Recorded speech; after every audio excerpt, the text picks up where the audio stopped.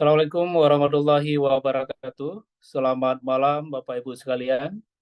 Juga selamat pagi dan selamat siang bagi Anda tinggal di belahan dunia yang lain. Perkenalkan saya Muhammad Syawal, alumni pelatihan LKLB Angkatan 28 dan juga guru SMA Sukma Bangsa sebagai MC pada acara kita malam hari ini. Kami ucapkan selamat datang dalam webinar nasional Seri Literasi Keagamaan Lintas Budaya, Cross Cultural Religious Literasi and Asian Community. Webinar ini diselenggarakan oleh Institut Leimena dan didukung oleh Templeton Religion Trust. Pertama-tama, mari kita dengarkan siap. terlebih dahulu sambutan perwakilan dari Institut Leimena. Kami yang persilakan yang terhormat Bapak Matius selaku Direktur Eksekutif Institut Cô Leimena có nghe untuk được. menyampaikan sambutannya. Kepada Bapak Matius, kami persilakan. Terima kasih Pak Moderator. Yang kami hormati Bapak Duta Besar Luis Cruz dari Kementerian Luar Negeri Filipina, Bapak Duta Besar Ahsanul Habib dari Kementerian Luar Negeri Republik Indonesia, Bapak Profesor Abdul Mukti, Sekretaris Umum Pimpinan Pusat Muhammadiyah, Ibu Profesor Dolan Hien dari Ho Chi Minh National Academy of Politics, Vietnam, dan Ibu Yuyun Wahyuningrum, Wakil Indonesia untuk ASEAN Intergovernmental Commission on Human Rights. Excellencies, ladies and gentlemen, Ibu dan Bapak peserta webinar, selamat malam dari Jakarta. Pertama-tama, mari kita panjatkan puji syukur kepada Tuhan Yang Maha Esa atas terselenggaranya webinar internasional yang mengangkat tema yang amat penting ini, yang juga didukung oleh Templeton Religion Trust. Literasi keagamaan lintas budaya adalah sebuah pendekatan yang mengatakan bahwa dalam sebuah masyarakat yang majemuk, agama dan kepercayaannya, jadi tidak hanya religion tetapi juga belief, maka orang-orangnya perlu mengembangkan kompetensi dan keterampilan agar mereka bisa bekerja sama dengan mereka yang berbeda agama dan kepercayaannya. Dialog penting, tetapi itu adalah langkah awal untuk menuju kerjasama atau kolaborasi. Dan kolaborasi itu amat penting karena rasa saling percaya atau trust baru akan lebih bertumbuh ketika kita bisa bekerja sama. Sedangkan trust atau saling percaya itu adalah modal sosial yang amat penting dalam masyarakat yang majemuk. Tidak hanya supaya masyarakat bisa tetap bersatu, tetapi juga supaya bisa berfungsi dengan baik dalam mengupayakan kebaikan bersama dan mengatasi masalah-masalah bersama. Di Indonesia, literasi keagamaan lintas budaya ini kemudian kami kembangkan bersama para lembaga mitra di Indonesia menjadi program pelatihan guru-guru madrasah dan sekolah yang kemudian diikuti juga oleh banyak penyuluh agama dan lain-lain. Sejak dimulai di akhir 2021, dalam 2 tahun lebih ini, telah lebih dari 6.000 guru dan pendidik lainnya yang lulus dari program ini di Indonesia. Program ini kemudian ternyata mulai menarik perhatian dari luar negeri karena banyak tantangan serupa dalam masyarakat majemuk di negara-negara lain. Utamanya adalah bagaimana mengatasi masalah prejudice, stereotip negatif terhadap yang berbeda, apalagi ketika ditambah masuknya ajaran-ajaran agama yang bersifat eksklusif, anti perbedaan, bahkan ekstrim. Oleh karena itu, kami di Institut Leimena mulai menyadari bahwa program literasi keagamaan lintas budaya ini, selain ikut serta menjalankan perintah konstitusi Indonesia, Undang-Undang Dasar 1945, untuk memajukan kesejahteraan umum dan mencerdaskan kehidupan bangsa, tetapi mungkin juga dapat ikut berkontribusi untuk ikut melaksanakan ketertiban dunia yang berdasarkan kemerdekaan, perdamaian abadi, dan keadilan sosial. Dalam konteks ini, wilayah Asia Tenggara menjadi sangat penting, karena seperti kita tahu dalam hidup bermasyarakat sebagai komunitas, maka tetangga-tetangga kitalah yang amat penting. Bagaimana kita bisa hidup damai bersama, maju bersama, dan bersama-sama mengatasi berbagai ancaman terhadap kehidupan bersama kita sebagai satu komunitas tetangga di kawasan ini. Dalam konferensi internasional literasi keagamaan lintas budaya yang diselenggarakan oleh Kementerian Hukum dan HAM Republik Indonesia dan Institut Leimena pada bulan November tahun lalu, kami mengundang beberapa perwakilan dari Indonesia dan negara-negara tetangga di Asia Tenggara untuk bertukar pikiran mengenai relevansi literasi keagamaan lintas budaya ini bagi wilayah Asia Tenggara ini.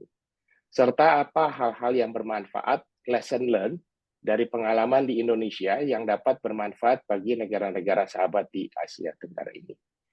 Bapak Ibu narasumber yang hadir di sini adalah beberapa narasumber yang hadir juga dalam diskusi terbatas di konferensi internasional bulan November kemarin, yang juga dimoderatori oleh Bapak Dubes Ahsanul Habib, yang sebetulnya juga ikut bersama-sama dengan saya mengembangkan konsep diskusi tersebut. Bapak Dubes Luis Cruz yang hadir dari jauh dari Filipina, mewakili negara Filipina dalam perumusan blueprint atau visi ASEAN setelah 2025, post-2025 vision. Saat itu dalam percakapan di konferensi juga menekankan pentingnya literasi keagamaan lintas budaya ini bagi komunitas ASEAN. Bapak Profesor Abdul Mukti adalah mitra yang telah mengenal betul program literasi keagamaan lintas budaya ini, karena melalui Majelis Pendidikan Dasar dan Menengah Muhammadiyah, sudah ribuan guru yang mengikuti program ini. Lalu Ibu Profesor Dolan Hian inilah yang juga ikut membuka mata saya akan pentingnya pengalaman literasi keagamaan lintas budaya ini bagi negara-negara lain di ASEAN ketika saya berdiskusi dengan beliau di kantornya di Hanoi pada tahun lalu. Saya juga banyak berdiskusi dan mendapat masukan penting dari Ibu Yuyun Wahyuningrum yang memang secara intensif menggeluti berbagai permasalahan HAM termasuk kebebasan beragama di lingkup ASEAN. Singkat kata, saya ingin menyampaikan terima kasih yang sebesar-besarnya kepada Bapak Moderator dan Bapak Ibu narasumber yang dengan berbagai kesibukannya berkenan hadir berpartisipasi dalam webinar ini. Demikian pula kami berterima kasih kepada seluruh peserta webinar ini yang telah meluangkan waktunya. Semoga diskusi ini dapat semakin membukakan pemahaman kita bagaimana hidup bersama sebagai masyarakat yang majemuk, tidak hanya dalam negara masing-masing, tetapi juga dalam kawasan Asia Tenggara, dan bagaimana pendekatan seperti literasi keagamaan lintas budaya ini dapat ikut memperkuat kohesi sosial dan kemajuan di kawasan Asia Tenggara ini. Selamat beracara, sekian dan terima kasih. Terima kasih kepada Bapak Matius atas sambutan yang telah disampaikan. Selain ini Bapak Ibu, kita akan masuk ke inti acara, yaitu pemaparan materi dari seluruh narasumber, yang kemudian dilanjutkan dengan diskusi interaktif antara moderator dengan seluruh panelis. Baik, Bapak Ibu hadirin sekalian, sekarang saya ingin persilakan moderator untuk memimpin acara diskusi pada webinar kita malam hari ini.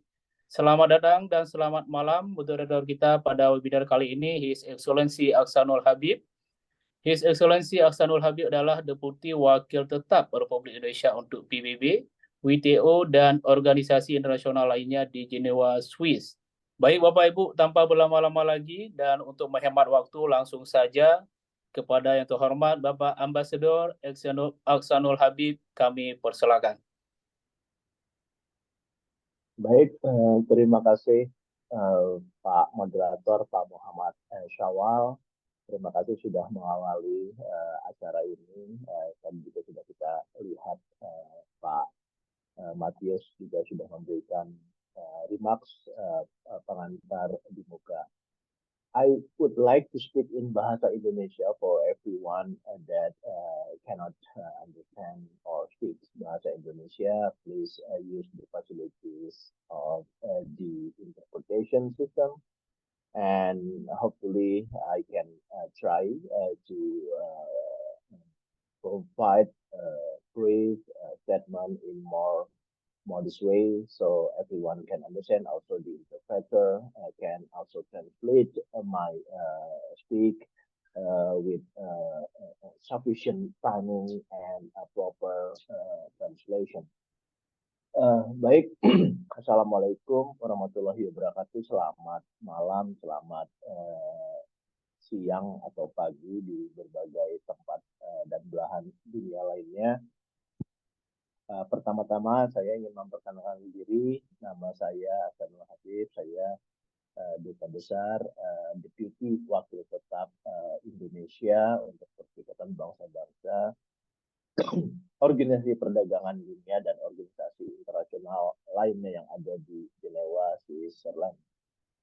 Saya diminta untuk menjadi moderator kegiatan ini oleh Lenka Institute, dan saya kira mudah-mudahan kesempatan ini dapat saya gunakan untuk memfasilitasi sebuah diskusi yang hangat, diskusi yang memberikan wawasan dan pencerahan serta kekayaan intelektual bagi kita semua dan tentunya juga bagi para peserta.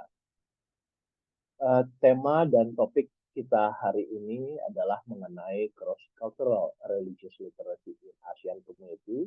Ini persis sekali merefleksikan kepentingan kita di wilayah Asia Tenggara, khususnya di ASEAN, terhadap isu yang selalu berkembang dan dinamis, dan saya kira dalam beberapa tahun dekade terakhir ini tidak pernah tenggelam, baik dalam hal pembahasan diskursus publik maupun juga wacana-wacana lainnya dalam pengembangan kebudayaan bangsa, baik di Indonesia maupun di beberapa negara lainnya.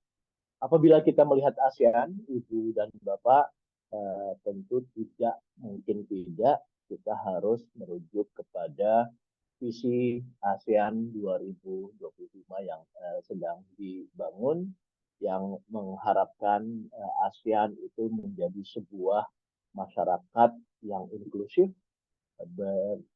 memberi kesempatan pada para anggotanya untuk berpartisipasi dan juga mengembangkan kolaborasi dalam berbagai hal.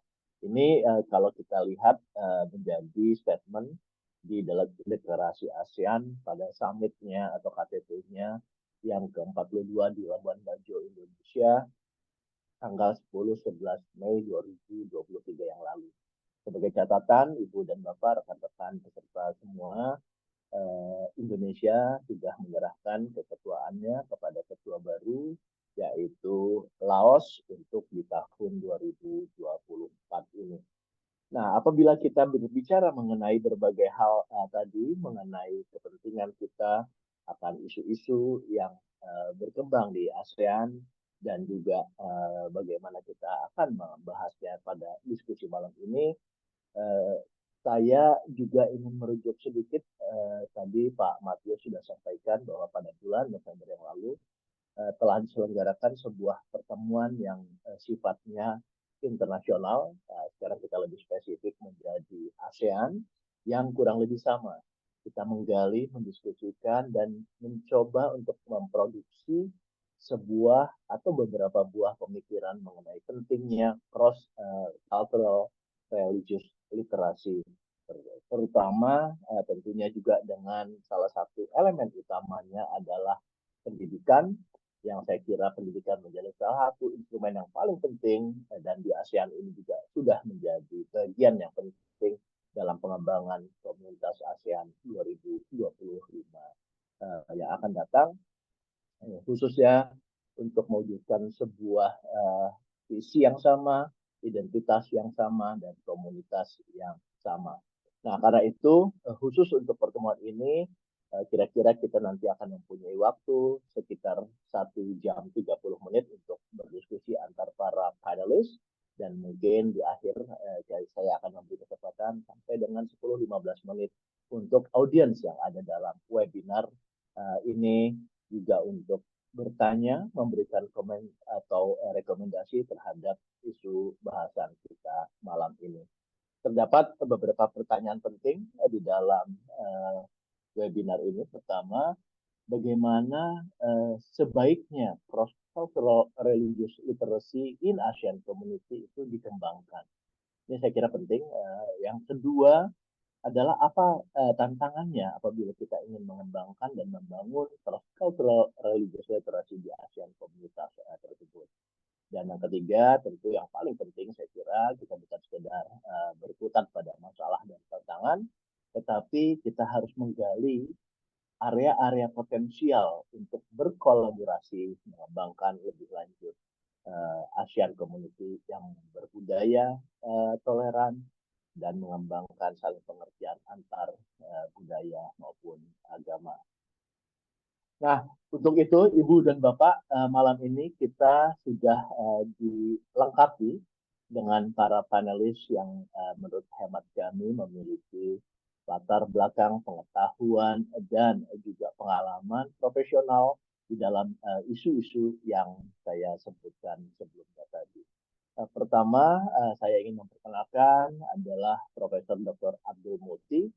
Beliau adalah Sekretaris Jenderal dari Dewan Pimpinan Pusat Muhammadiyah. Yang kedua, Duta Besar Louis Cruz yang merupakan high level representative of the high level task force on ASEAN Communities Post 2025 Vision dari Filipina. Yang ketiga, Ibu Yuyun Wahyuningrum, perwakilan atau komisioner Indonesia untuk ASEAN Intergovernmental Commission on Human Rights atau ACER, biasa kita sebut. Selamat malam Bu Yuyun. Yang berikutnya adalah Associate Professor Cho Lan Hien. Beliau adalah Associate Professor dan Direktur dari Lembaga atau Institut Beragama dan Kepercayaan dari Akademi Politik Nasional Ho Chi Minh di Vietnam. Karena itu, seperti saya bilang, saya akan manfaatkan waktu kita yang tersisa ini untuk langsung saja mendengarkan bagaimana para panelis nanti menyampaikan buah pikirannya terkait isu religious and cross-cultural literasi di Asia Tenggara, khususnya di ASEAN. Saya akan meminta masing-masing panelis untuk menggunakan 5 menit waktunya untuk memberikan pandangan awal dulu. Nah, setelah itu saya akan mengundang untuk melakukan semacam diskusi interaktif antar panelis, dan kita lihat nanti dari diskusi interaktif itu menghasilkan buah pikiran apa yang bisa membantu membangun diskusi kita malam ini. Demikian pengantar dari saya, dan untuk mempersingkat waktu, berikut saya ingin mempersilahkan Profesor Dr. Abdul Muti, waktunya 5 menit Pak, untuk segera menyampaikan buah-buah pikiran terkait isu kita malam ini. Silakan Pak Profesor, dan kami serahkan layar. Baik, terima kasih Pak Dubes. Assalamualaikum warahmatullahi wabarakatuh. Waalaikumsalam. Selamat malam. Mungkin ada yang selamat sore, selamat siang, mungkin selamat pagi nggak ada ya. Salam sejahtera untuk kita semua. Saya ingin menyampaikan 3 hal singkat saja untuk menjadi pengantar diskusi pada kesempatan ini. Yang pertama adalah tentang ASEAN. Selama ini kawasan ASEAN itu disebut sebagai kawasan yang masyarakatnya adalah masyarakat serumpun, tetapi sesungguhnya mereka memiliki latar budaya dan latar agama yang berbeda. Indonesia sebagai negara ASEAN dengan jumlah penduduk terbesar memiliki mayoritas penduduk yang beragama Islam.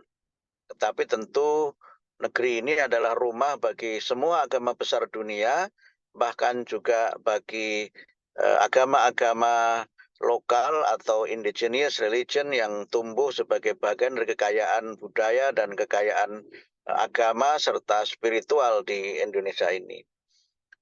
Malaysia mayoritas beragama Islam, tapi juga komunitas Hindu dan juga komunitas agama lain cukup kuat. Kemudian Filipina dengan mayoritas beragama Katolik dengan Muslim sebagai minoritas.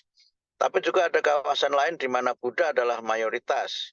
Ya, misalnya di Vietnam, kemudian di Kamboja, di Laos, di Thailand, dan beberapa kawasan lain yang saya kira menunjukkan betapa ASEAN yang sering disebut sebagai kawasan yang masyarakatnya memiliki latar etnis dan agama serta budaya yang serumpun itu sesungguhnya memiliki kemajemukan yang cukup kaya, yang kemajemukan itu memang menjadi bagian dari sebuah realitas yang kadang-kadang tidak banyak kita sadari sebagai satu hal yang memang dalam konteks tertentu jika tidak dikelola dengan baik juga bisa berpotensi menjadi persoalan tersendiri. Kemudian yang kedua, kawasan ASEAN yang mungkin secara politik cukup memiliki kerjasama dan juga dalam bentuk kerjasama bilateral maupun kerjasama regional di tingkat negara itu dapat berjalan dengan baik. Tetapi engagement antara masyarakat ASEAN yang berbeda-beda itu terasa masih sangat perlu untuk ditingkatkan. Berbagai prakarsa untuk bagaimana komunitas ASEAN yang berbeda budaya itu memiliki kedekatan atau proximity yang terjadi secara alamiah maupun juga bisa terjadi dengan berbagai fasilitas yang dilakukan oleh pemerintah atau oleh masing-masing negara. Dalam kaitan ini saya ingat misalnya dulu pernah ada namanya Asian People Assembly, di mana kelompok-kelompok masyarakat ASEAN yang terutama yang memang concern dengan persoalan-persoalan diplomasi atau public diplomasi itu secara rutin bertemu, tapi lembaga itu sekarang sepertinya sudah tidak ada lagi. Padahal sebagai sebuah forum yang mempertemukan pemuda, mempertemukan para aktivis demokrasi dan juga asasi manusia, serta para tokoh-tokoh penting di kalangan masyarakat ASEAN itu sekarang ini sepertinya sangat kurang, sehingga melalui berbagai forum saya kira itu bisa dihidupkan lagi. Nah, yang ketiga, yang terakhir, bagaimana kita membangun prakarsa itu melalui berbagai jalur diplomasi maupun jalur public diplomasi, yang salah satunya adalah melalui dialog-dialog seperti yang kita lakukan sekarang ini. Persoalan yang berkaitan dengan bagaimana kita membangun proximity atau kedekatan di antara masyarakat ASEAN dengan latar budaya dan agama yang berbeda itu memang perlu untuk ditingkatkan melalui berbagai jalur termasuk melalui LKLB ini. Pengalaman Indonesia bagaimana LKLB ini bisa memberikan satu pengayaan atau mungkin bagi para guru sebagai satu bentuk pengembangan kompetensi dan profesi itu, saya kira perlu untuk bisa direplikasi dalam bentuk yang tentu saja disesuaikan dengan keadaan negara masing-masing, tetapi upaya untuk mendorong dialog yang lebih aktif, upaya untuk mendorong kehidupan sosial lebih inklusif, itu merupakan bagian dari bagaimana program seperti LKLB ini dapat berkontribusi membangun toleransi yang otentik dengan tetap memelihara pluralitas atau kemajemukan agama dan budaya di masing-masing negara. Jalur pendidikan dan termasuk pendidikan formal maupun pendidikan non-formal adalah bagian dari upaya untuk bagaimana agar kedekatan-kedekatan itu dapat terus ditingkatkan dan terdapat sebuah movement, sebuah gerakan baru di mana ASEAN tidak hanya menjadi kawasan yang lebih banyak orang berbicara mengenai ekonomi, lebih banyak bicara mengenai politik, tetapi juga tidak kalah pentingnya kita bicara mengenai perdamaian dan kerukunan, serta membangun masyarakat yang inklusif, karena itu akan lebih memiliki resiliensi dan sustainability untuk menjadikan ASEAN sebagai kawasan yang damai dan tentu saja kawasan yang sejahtera. Saya kira demikian Pak Dubes, mudah-mudahan bermanfaat. Assalamualaikum warahmatullahi wabarakatuh. Waalaikumsalam Pak Profesor Abdul Muti. Saya sudah dapat 3 catatan Pak. Nanti ini bahan menarik untuk kita diskusikan. Pertama mengenai fakta bahwa kita serumpun, namun kita diverse, majemuk, berbeda. Yang kedua, keterlibatan civil society bagi upaya engagement dan interaksi yang lebih tinggi di dalam pembentukan masyarakat ASEAN. Yang ketiga, peran public diplomacy yang perlu kita tingkatkan dengan dialog. Dan ada satu kata kunci di sini, toleransi yang otentik. Nanti kita bahas Pak, apa yang dimaknai dengan toleransi yang otentik tersebut. Terima kasih Pak Profesor. Next, Duta Besar Luis Cruz, saya juga akan minta 5 menit waktunya untuk present your salient points on this particular subject. Pak Dubes Cruz, waktu saya persilakan. Thank you, Ambassador Habib. My fellow speakers, ladies and gentlemen, good morning, good afternoon, good evening, depending on where you are. I would like to commend Lamena Institute for hosting this webinar on cross-cultural religious literacy in the ASEAN community. This is a topic that is very relevant in today's globalized world. We are reminded by Samuel Huntington, who contends that the Cold War, which ended in 1992, would be replaced by a clash of civilizations if differences among cultures would not be breached. The United Nations has been in the forefront of fostering a culture of peace among its members. It declared the year 2000 as the International Year of the Culture of Peace. Since then, the United Nations has addressed the advancement of culture of peace, principally through various resolutions on human rights questions. On December 18, 2023, the United Nations adopted the Philippines-Pakistan-sponsored resolution on the promotion of interreligious and intercultural dialogue, understanding, and cooperation for peace. The resolution calls on member states and political and religious leaders to promote inclusion and unity to combat racism, xenophobia, hate speech, violence, and discrimination. The resolution also recognizes that interfaith and intercultural dialogue can be among the best protections against religious intolerance. It also notes that it can play a positive role in strengthening democracy and combating religious hatred, and notes that a continuing dialogue on these issues can help to overcome the existing misperceptions. ASEAN has been advancing those principles since its creation in 1967. 3 years ago, ASEAN leaders decided to create a high-level task force to draft the post-2025 vision, including that of advancing the culture of peace agenda. The ASEAN Task Force, of which I am a member, has included the following principle as one of its strategic goals, and let me read the text. We envision ASEAN as an inclusive and cohesive community that respects political, social, religious, cultural, and ethnic differences, which upholds democracy, rule of law, and good governance, and good as well as promotes and protects human rights of its people and international humanitarian law. The task force is now in the process of coming up with various strategic plans for the next 40 years to realize this goal. We will finish our work by August of 2025 or next year for adoption by the ASEAN leaders. I am delighted that the seminar workshop conducted by the Leimina Institute in November 23 in Jakarta, together with the Indonesian Ministry of Law and Human Rights, came up with a wealth of information that can be incorporated in the strategic plans to promote cross-cultural religious literacy.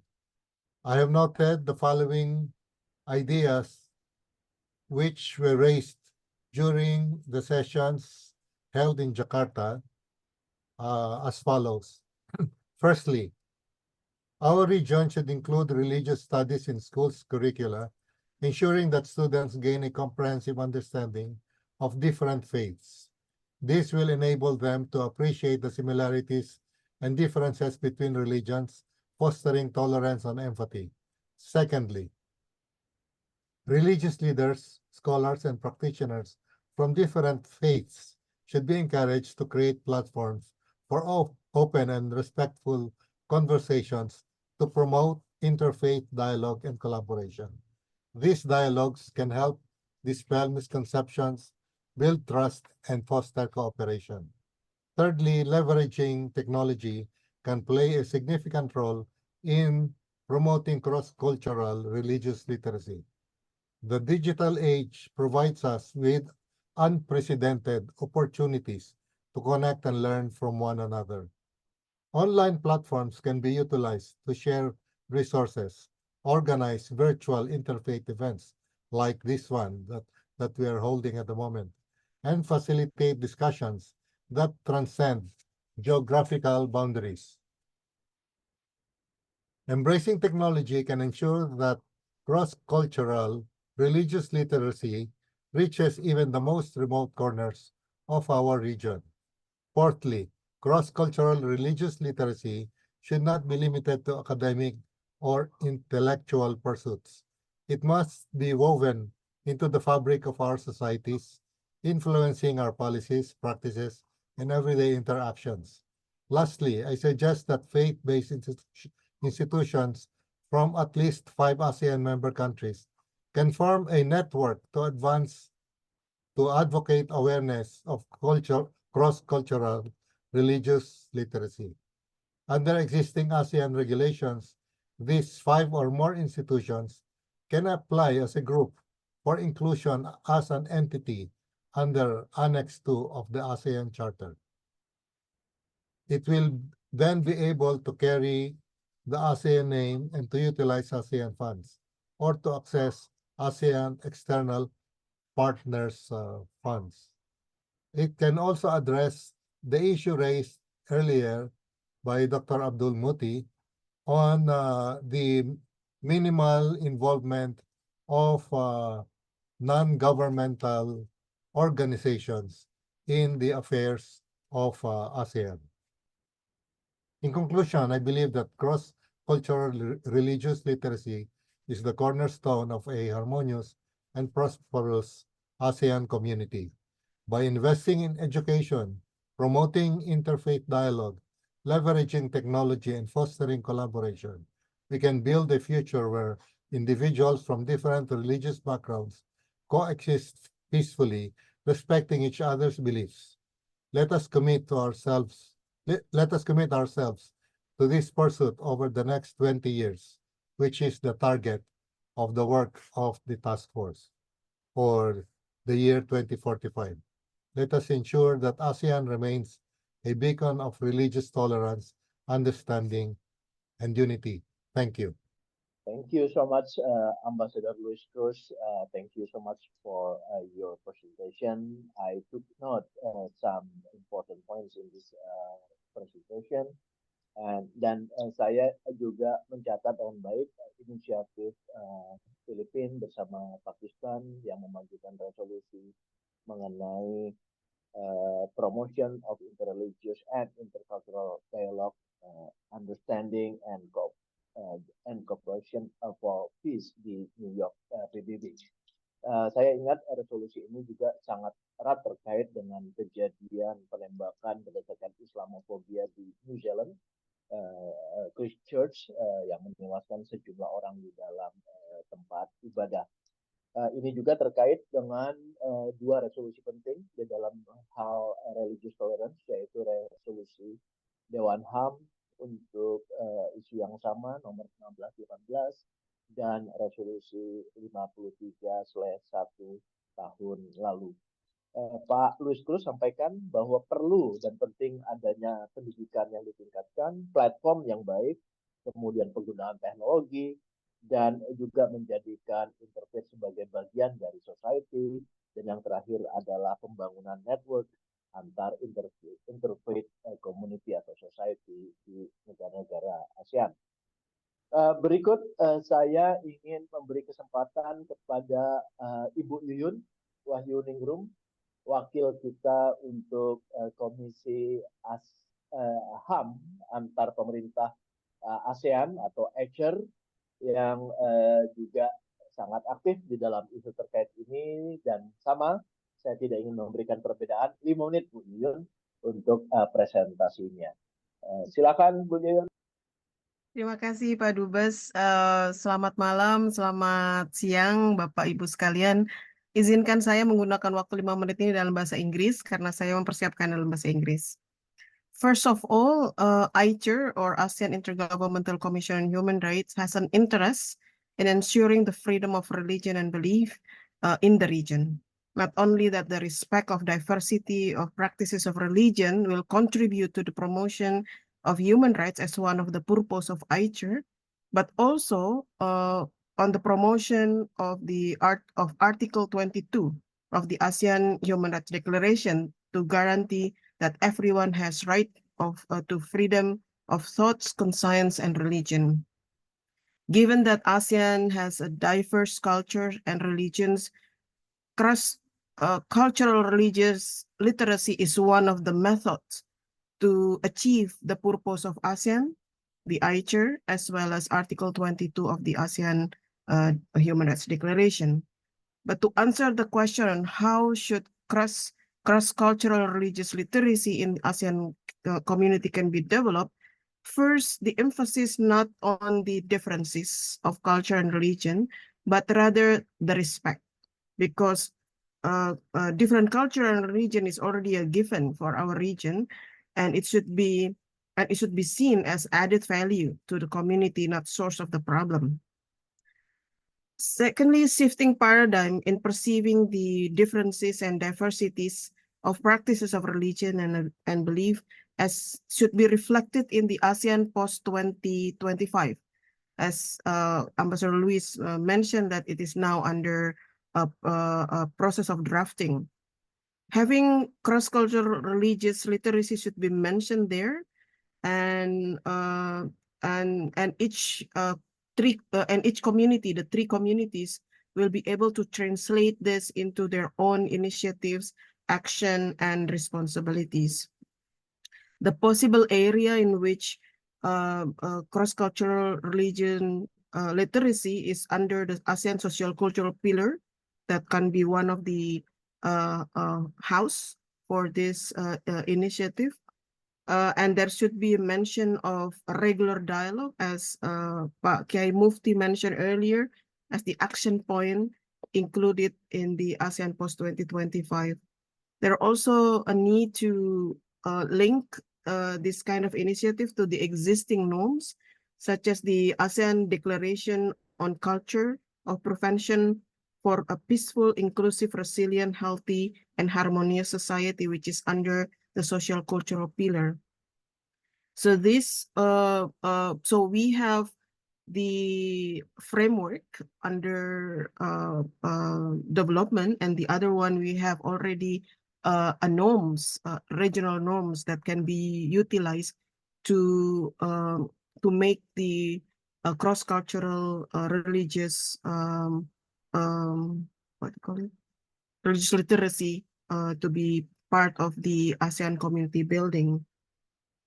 And religious perspectives should be more down to earth, engaging other contemporary global issues. So it is not only religion, but how religious responses to the climate change, for instance, on a number of issues.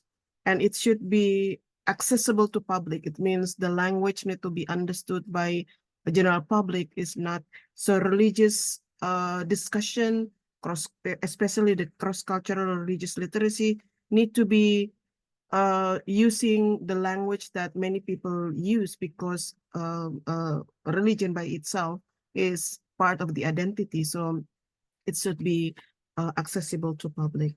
So perhaps that's the first question that I would like to answer, Pak Dubes. Thank you very much. Thank you so much, Ibu Yuyun.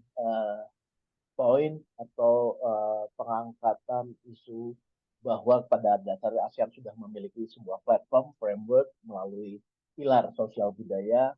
Saya kira itu fakta bahwa ASEAN sebenarnya sudah dilengkapi dengan sebuah instrumen yang cukup kuat untuk mengembangkan sebuah budaya dialog dan membangun mutual understanding. Sekali lagi, dialog penting seperti para pembicara sebelumnya, dan sekali lagi juga saya garis bawahi, dialog itu adalah bicara. Dialog itu adalah ngomong-ngomong dalam bahasa sehari-hari kita, sehingga ada pemahaman dan frekuensi yang sama terhadap isu, baik yang akan dipecahkan masalahnya maupun untuk dibangun pengertiannya. Sekali lagi saya menangkap semua panelis sebelumnya juga mengangkat pentingnya dialog. Berikut last but not the least di urutan pembicara kita, terima kasih sudah bersedia hadir Profesor To Lan Hien from Vietnam. I would like also to remind all the audience good evening, everybody. Professor To Lan Hien will have some short remarks in English, and for all the audience, please use the interpretation facilities either in English atau di dalam bahasa Indonesia sehingga nanti dapat didengar dengan baik isu-isu penting, hal-hal utama yang akan dibawa oleh Profesor To Lan Hien. Untuk itu, saya ingin mempersilahkan Profesor To Lan Hien untuk memulainya. Saya paham beliau akan menggunakan bahasa Vietnam, namun juga akan dilengkapi dengan pidato dalam bahasa Inggris yang sudah diterjemahkan. Silakan Profesor To Lan Hien, the screen is yours.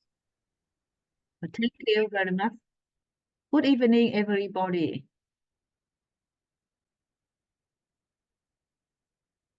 Viện trưởng Viện Tôn giáo và Tín ngưỡng, tôi rất là vinh dự được tham gia hội thảo trực tuyến. Trước hết cho tôi gửi lời cảm ơn tới tiến sĩ Matthew, Viện trưởng Viện Lemina đã cho phép tôi được tham gia cuộc hội thảo này. Và trong cuộc hội thảo này thì tôi sẽ trình bày về các khóa đào tạo ngắn hạn với chủ quyền tôn giáo và pháp quyền ở Việt Nam do Viện Liên kết Toàn cầu hợp tác với thuộc Học viện Chính trị Quốc gia Hồ Chí Minh thực hiện. Với thông tin của các khóa đào tạo này, tôi xin trình bày 4 nội dung. Thứ nhất là mục đích đạt được của các khóa đào tạo này. Thứ hai là đối tượng lựa chọn tham gia khóa học. Thứ ba là địa điểm chọn mở lớp. Và thứ tư là lựa chọn các thuyết trình viên. Cuối cùng là chủ đề thuyết trình. Sau đây thì tôi xin trân trọng giới thiệu tiến sĩ Trần Phương Chi, một giảng viên trẻ của Viện Tôn giáo và Tín ngưỡng thuộc Học viện Chính trị Quốc gia Hồ Chí Minh sẽ thay tôi phiên dịch các nội dung của bài thuyết trình. Xin trân trọng giới thiệu tiến sĩ Trần Phương Chi. Good evening. This is my honor to join the webinar, and I'll present about religions and rule of law certificate training and a case study from Vietnam. First of all, I would like to thank to Mattis Ho and Lemina Institute for inviting me. Today I will share about this certificate training. It's a cooperative program between IGE, Institute of Global Engagement, and Ho Chi Minh National Academy of Politics. In this presentation, I will have around 5 points. The first one is the goal of this, the aims, the goal of this certificate training. The second one is the participants. The third one is the location. And the next one is about the way we choose guest speaker. And the fifth one is the content, what type of content we'll select to deliver in this training. So as you see, this is the Ho Chi Minh National Academy of Politics. We only train national leaders and local leaders in our academy. By cooperate with IGE, we conduct different programs since 2012 and 2017 until now. Amid the COVID-19, we still have online certificate training. And in Vietnam, there are many publications. We also cooperate with other university in IGE to publish. For example, religions and security, the nexus with international relation. As you can see that in our local leaders, we aim to deliver 3 things. The first one will fly to the local leaders to attain experience about how to respond to religious issue. For example, new religion, new religious group. And we'll like local leaders and national leaders to understand religion and rule of law, international law and religious freedom, and of course, human dignity. The third one will like our participants to elaborate on international law, religious freedom, and human dignity. As you can see, many community leaders, national leaders, they join our program, and then they also join the field trip to visit different religious sites in Vietnam. In the program achievement, we like What did we achieve? We actually have influence, made influence to policy makers, like give them the policy options, how to use different type of policy options, and how to comply all the recommendations for religious issues. And really, of course, in our program, we have religious leaders participate with government and national leaders. And what is their role? Why do they need to join our program? Because we think that religious leaders need to understand other religions. And they also need to respect the mutual development. And we also ask them to give feedback because they are beneficiary and enforcer of the law. In our program, we have diverse participants and from national and local leaders in Vietnam, and of course in the political system involved in social management related to religion. We also have lecturers in a different university because, and in particular in political in schools, universities, and research institutes, believers and religious dignitaries and religious leaders. As you can see, all of them come from different religious background, but then they still visit different type of religious sites. And on my left-hand side, you can see that the Buddhist monk and Buddhist nuns visited the mosque in Ho Chi Minh City. We think that we need to organize the training program in different locations. By doing that, the local leaders, local religious leaders, and local scholars can join us. That's why, as you can see on the screen, we have different locations from the north of Vietnam to the south of Vietnam, to the central of Vietnam, and different border provinces. Apart from participants, we have diverse trainers. The trainers come from different countries. The trainer come from different background. The trainer can be social activist, can be religious leader, can be international researcher, and of course can be our local scholars. And the last but not least, that we focus on the training topics. We have different type of topics every year that also challenge our trainers. The topics can come from international law and international convention of human rights and religious freedom, religion and human dignity, basic trends in contemporary religious life, religion and social harmony experienced in dealing with religions of different countries. The training topic also about the skills to deal with the new religious trend. How to legalize a policy of exploiting, promoting religious resource in national development. The new religions, we introduce about new religions and the experience of governments in dealing with new religions in different countries.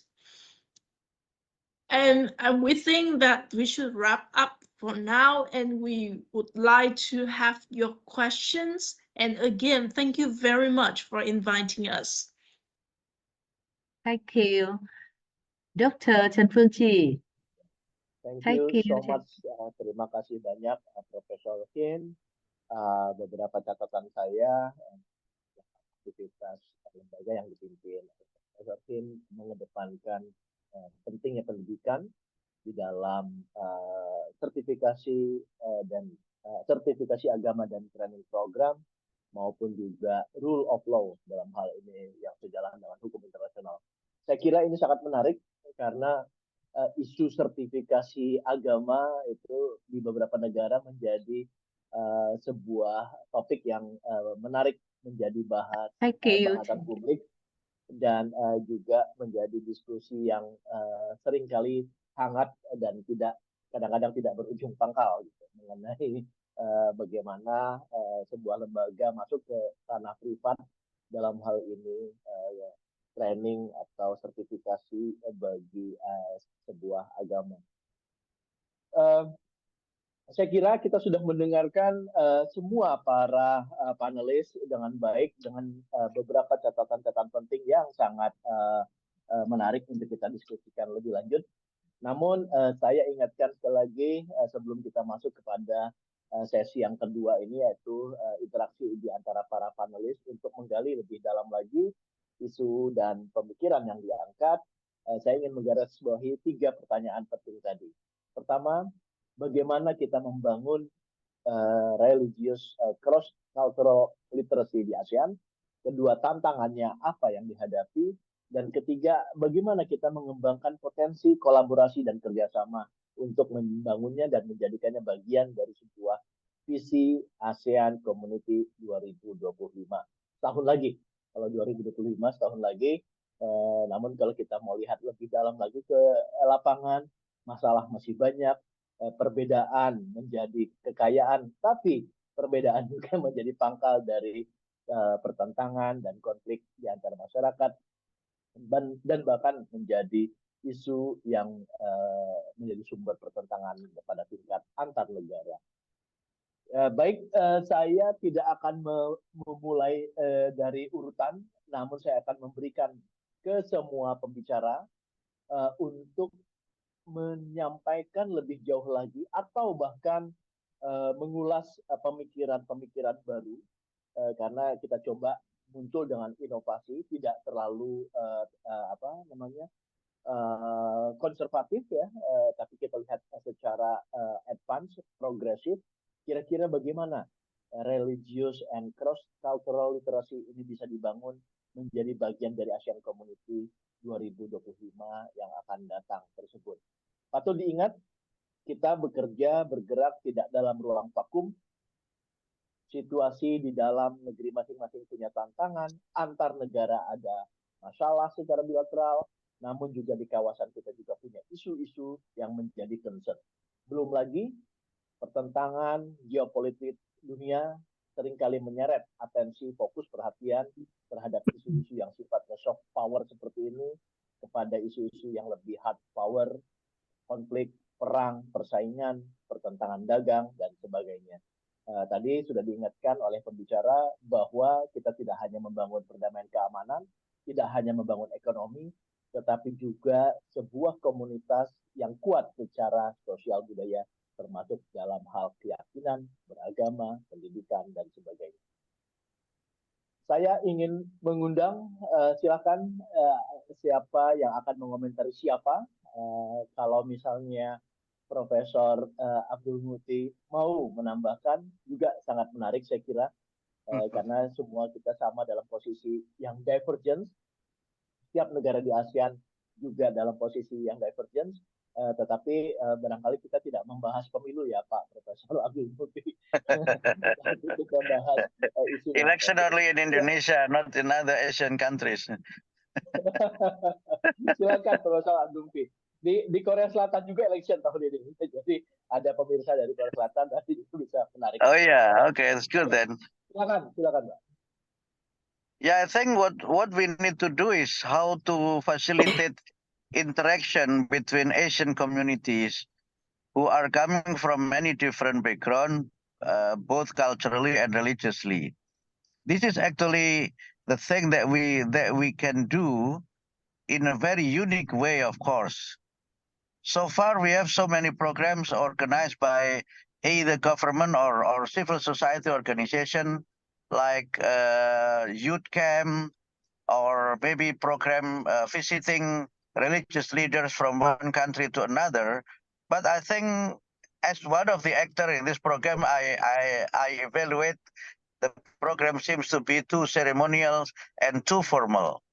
We need a very unique engagement that I think Ambassador Cruz mentioned about how we could have access or maybe utilize the use of technology and also other means of communication using social media that actually very effective and very, very fun, I think, when we try to involve youth. Because when we speak about Asian community, we also need to address that the majority of population in this region are youth. And it is also one of the concentration of young people that might be one of the largest in the world. Therefore, if we could also address and involve youth in the program, just like what we have in LKLB, that might be one of the initial steps to strengthen the interactions and also to facilitate exchange in a very unique way as well. Therefore, well-grounded programs that initiate by organizations like MENA or others seems to be feasible and also could to some extent overcome the challenge of political tension among Asian countries. We could not negate that among Asian countries there are also certain level of tension that we need to be fully aware of, and also the dynamic of let's say domestic politics in respective Asian countries. Also one of the issue that we need to let's say map. Yeah, we need to map so that when we try to have initiative, we could reduce or maybe we could let's say even minimize, so that the program that is actually based on people to people engagement and well-grounded program does not really affect by political dynamic in respective countries. And second, of course, when we need to have strengthening exchange, then involving religious organization might be necessary as well, because Asian are very devoted to their religions, despite the fact that Professor Du already mentioned on the existing people with the new religion and the new trend of religiosity that might be part of the reality in Asian communities, and I think also in many other countries in the world.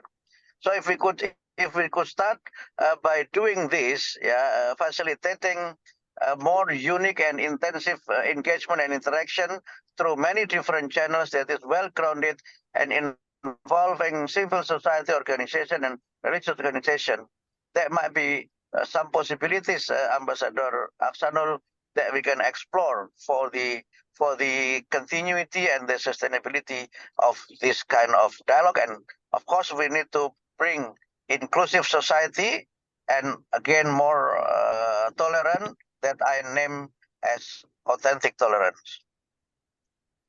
Yeah, thank you so much, Professor Abdul Muti. Thank you so much for your comments on the issue. Ada catatan penting dari yang disampaikan Profesor Abdul Muti, dan saya harapkan nanti ketiga panelis yang lain juga dapat meresponnya.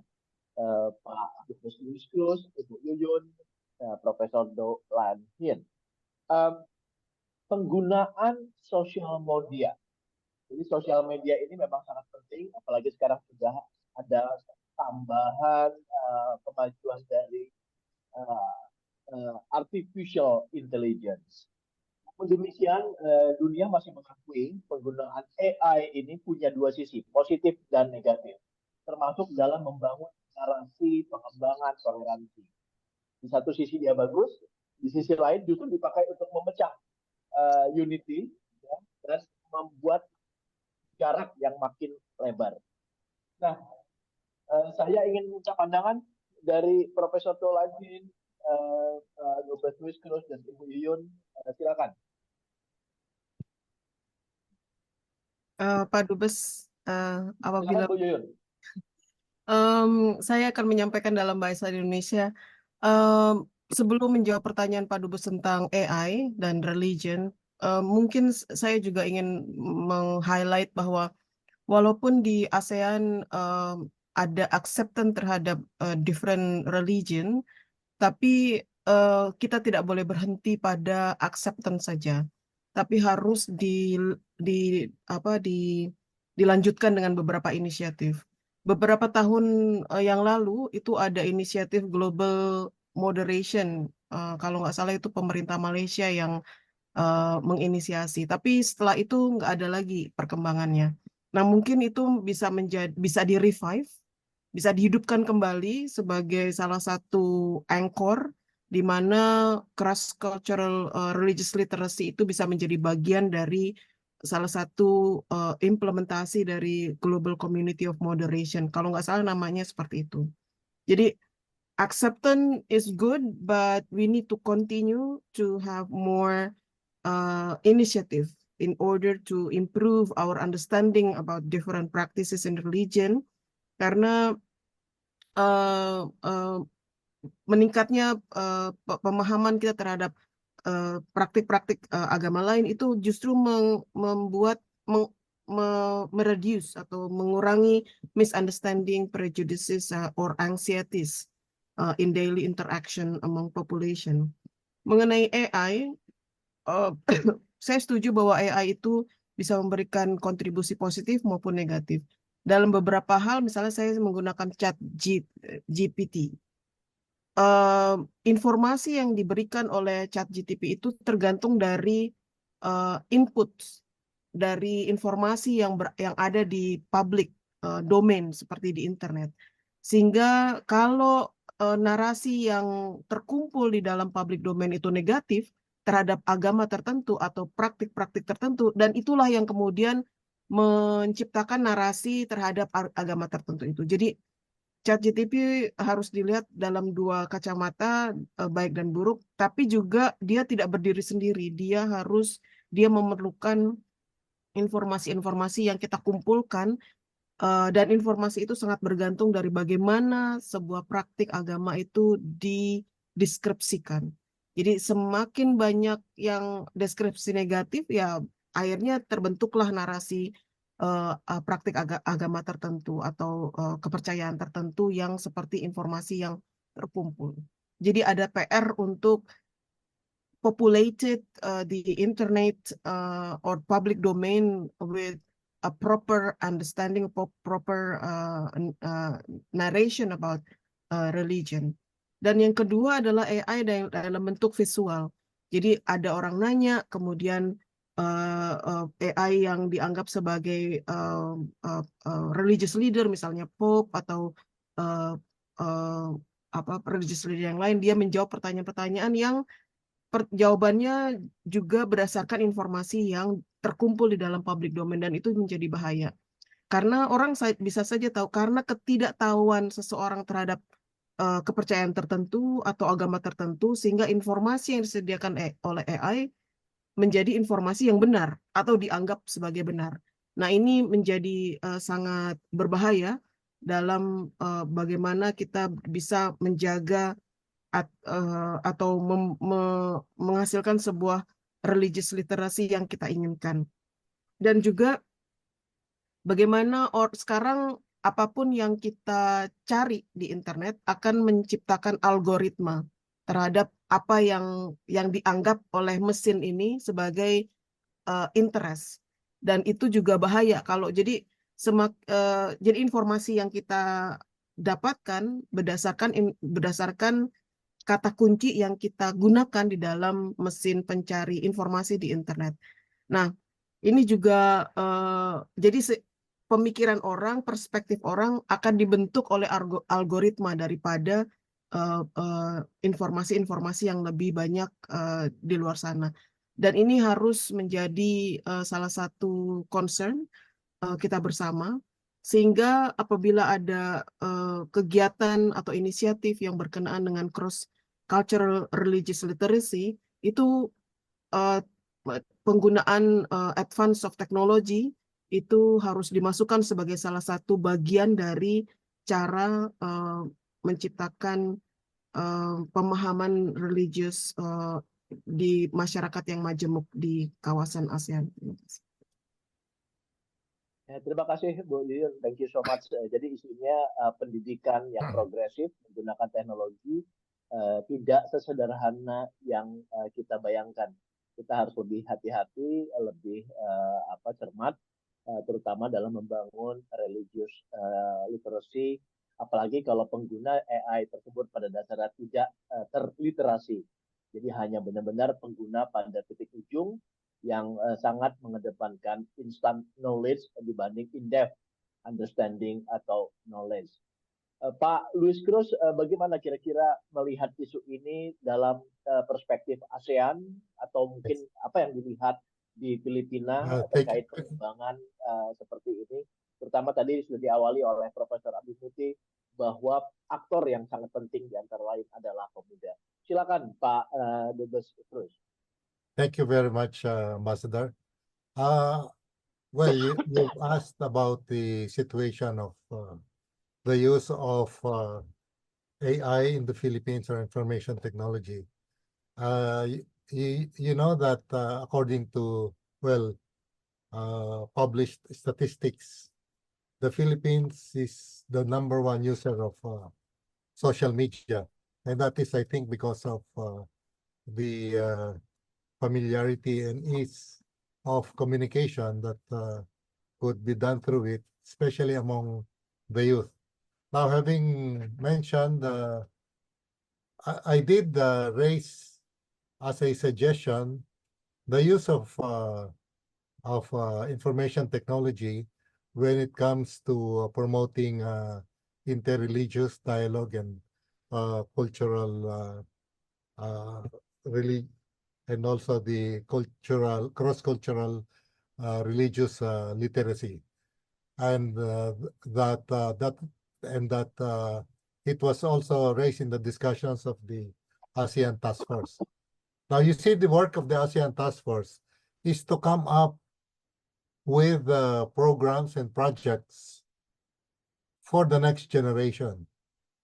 Unfortunately, the drafters are old people like me, and I don't I don't feel that many of us will be around by in 20 years time. So what we did is to consult with many institutions, including and most especially with the ASEAN Institute, ASEAN Foundation, so that they can give us an idea of the generation that will benefit from the work of the task force. I mean, the program that we will be coming up for them.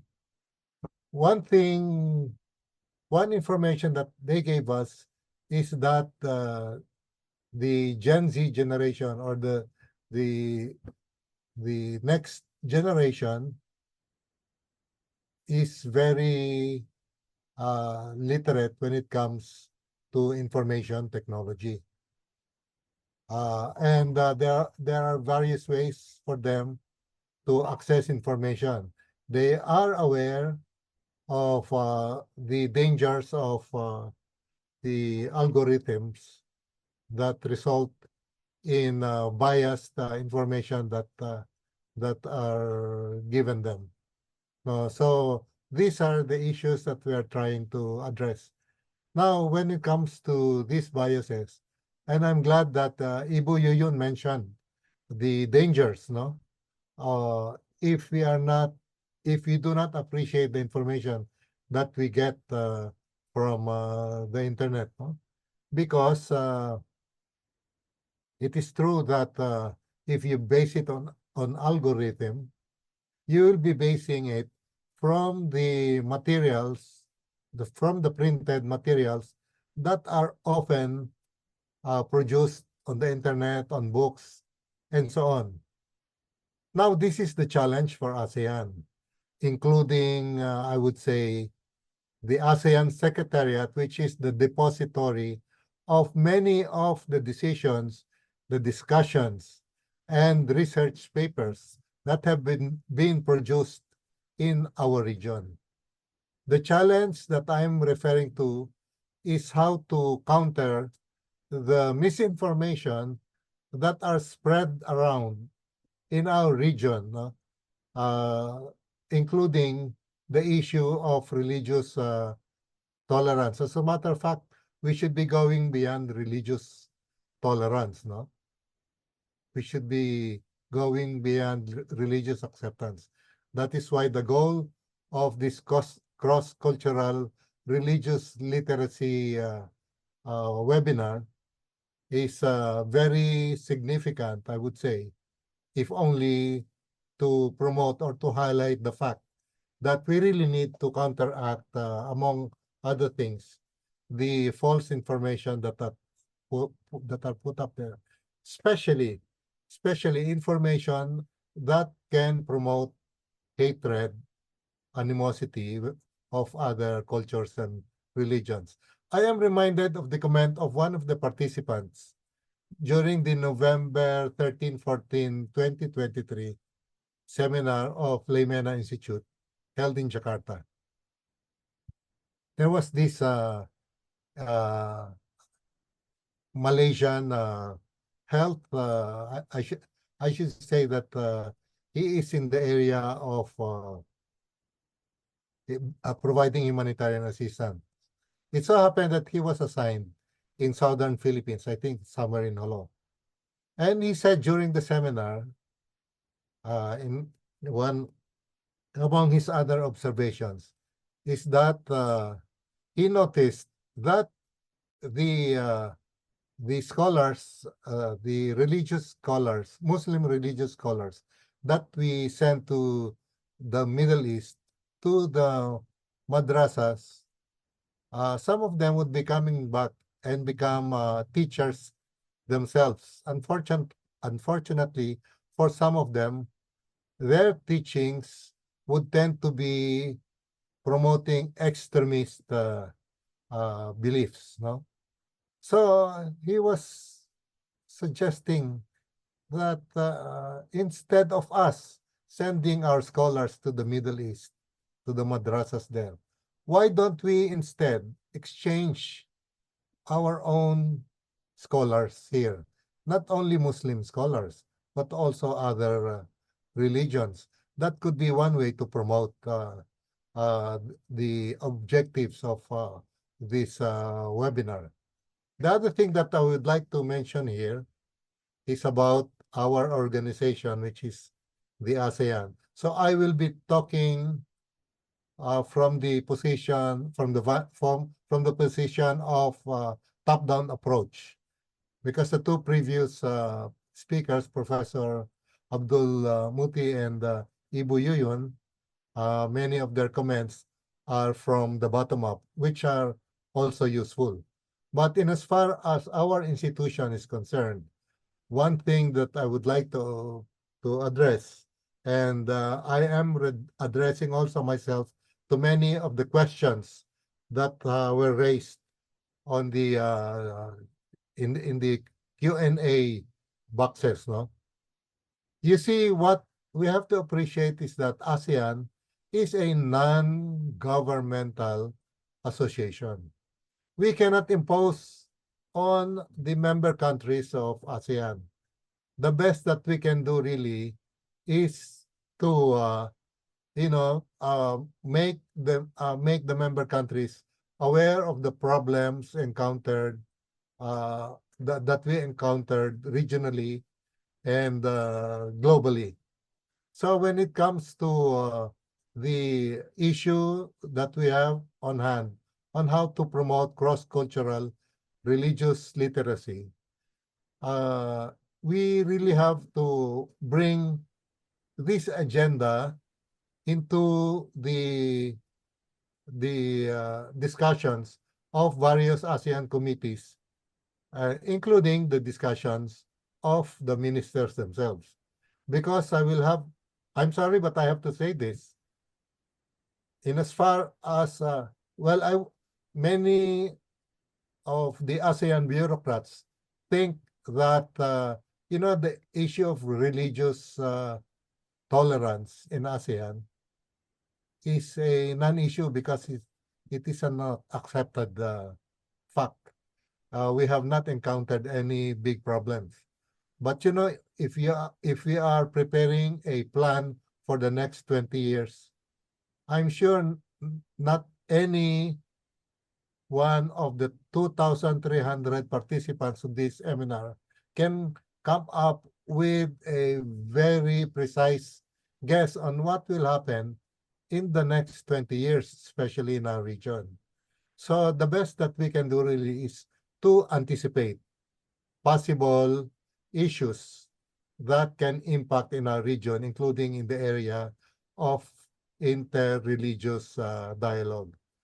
So I guess the challenge also from among institutes promoting interfaith dialogue is to let our ASEAN bureaucrats be aware of the importance of promoting religious literacy in our country, in our region.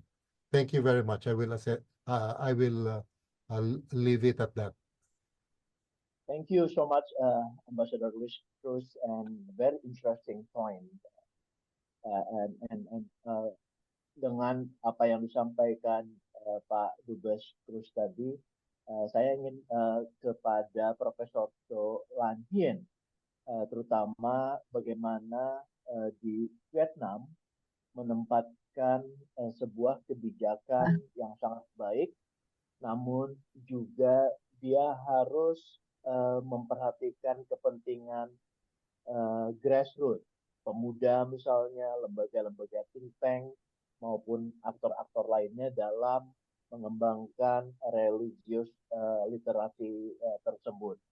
Ini penting karena tadi Profesor To Lan Hien sebutkan bahwa sertifikasi yang dilakukan, dikembangkan, juga mengakui atau menerima fakta bahwa adanya agama-agama baru. Ini nanti mungkin bisa dikembangkan dengan bagaimana Vietnam menempatkan local beliefs ya, yang terkait dengan kepercayaan setempat, masyarakat adatnya atau indigenous people-nya menjadi bagian dari proses religious toleransi atau literasi tersebut. Saya punya pertanyaan-pertanyaan lain yang juga saya angkat dari questions and answer chat di dalam webinar ini, namun akan saya simpan dulu. Sekarang saya ingin memberi kesempatan kepada Profesor To Lan Hien dengan pertanyaan tadi, dan bagaimana menjamin bahwa proses yang dikembangkan di Vietnam itu juga selaras dengan komitmen hukum HAM internasional yang tadi sudah disebutkan sebagai rule of law. Silakan Profesor To Lan Hien. Tôi xin được trao đổi một số các cái nội dung cũng như trả lời câu hỏi. Chi ơi thì Chi sẽ dịch đuổi nhá. Tôi thấy là vừa rồi các quý vị đã bàn rất nhiều đến những cái giải pháp cũng như là những cái đề xuất để làm sao có thể nâng cao được cái kiến thức tôn giáo xuyên văn hóa trong cái cộng đồng ASEAN, cũng là nơi mà được coi là đa dạng tôn giáo nhất thế giới và cũng đang diễn ra các cuộc xung đột tôn giáo nhất trên thế giới. Thì tôi thấy các quý vị bàn đến các vấn đề về truyền thông, rồi sử dụng khoa học kỹ thuật, sử dụng về trí tuệ nhân tạo AI, hay là vai trò của các chính phủ, hay là vai trò của người dân hay giới trẻ. Thế nhưng mà tôi thì dưới góc nhìn của một học giả và cũng đứng từ phía của Việt Nam thì tôi thấy là vai trò của các cái chức sắc tôn giáo cũng vô cùng quan trọng trong cái vấn đề về nâng cao cái kiến thức hiểu biết tôn giáo xuyên văn hóa. Vừa rồi tôi thấy giáo sư Louis Cruz có nói về cái việc là đối thoại tôn giáo và đặc biệt là chú ý đến các nhà lãnh đạo tôn giáo, thì tôi cũng rất là chia sẻ. Bởi vì các chức sắc tôn giáo thường là có ảnh hưởng rất là lớn với cái cộng đồng đức tin của họ. Thì bản thân các chức sắc tôn giáo đó cũng cần phải có những cái kiến thức tôn giáo xuyên văn hóa về các đức tin khác, và trong các cái bài thuyết giảng cũng như truyền giáo của họ, có lẽ họ cũng là người cần phải lồng ghép những cái kiến thức về tôn giáo khác trong sự hiểu biết cho tín đồ của mình. Thì tôi nghĩ cái đó cũng sẽ vô cùng quan trọng. Còn chúng ta đang bàn đến cái việc là chính phủ cũng như người dân, rồi là công nghệ internet. Thế nhưng mà theo tôi thì chức sắc tôn giáo có một vai trò quan trọng trong cái vấn đề về nâng cao cái kiến thức hiểu biết xuyên văn hóa này.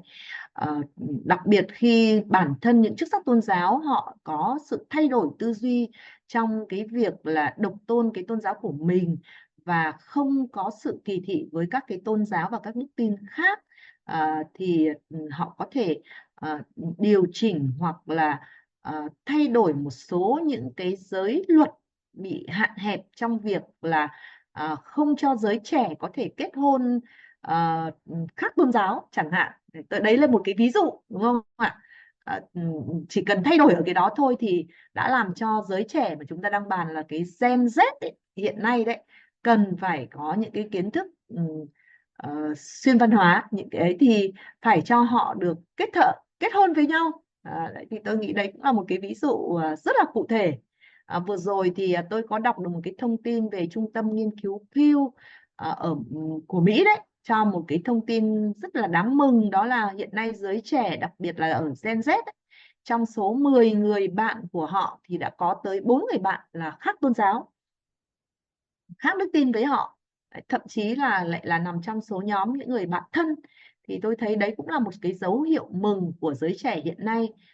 Họ cũng sẽ có một cái nhu cầu tự thân để hiểu về các cái tôn giáo khác thông qua cái mối kết bạn, bạn thân, bạn tâm giao, hoặc là tình yêu hoặc hôn nhân, cũng như là những người đồng nghiệp của họ. Thế còn ở Việt Nam của chúng tôi thì tôi thấy các giải pháp vừa rồi mà các học giả đưa ra thì Việt Nam chúng tôi cũng đã bắt đầu tiệm cận đến. Trong những cái giải pháp đó, mặc dù mới chỉ là ở bước đầu, được coi là tiền đề. Ví dụ như chúng tôi cũng đã bắt đầu đưa bộ môn tôn giáo học và những cái kiến thức hiểu biết về tôn giáo vào trong giáo dục học đường. Đấy, ở các cái cấp học, kể ngay từ cái cấp học nhỏ nhất. Đấy, mặc dù người Việt Nam chúng tôi thì tới 70% là không theo tôn giáo. Đấy, nhưng mà họ lại thực hành một tín ngưỡng đa thần. Nên là chúng tôi cũng bắt đầu phải cung cấp cho người Việt ngay từ những học sinh ấy, sinh viên từ những cái bậc tiểu học, những cái kiến thức về đa dạng tôn giáo.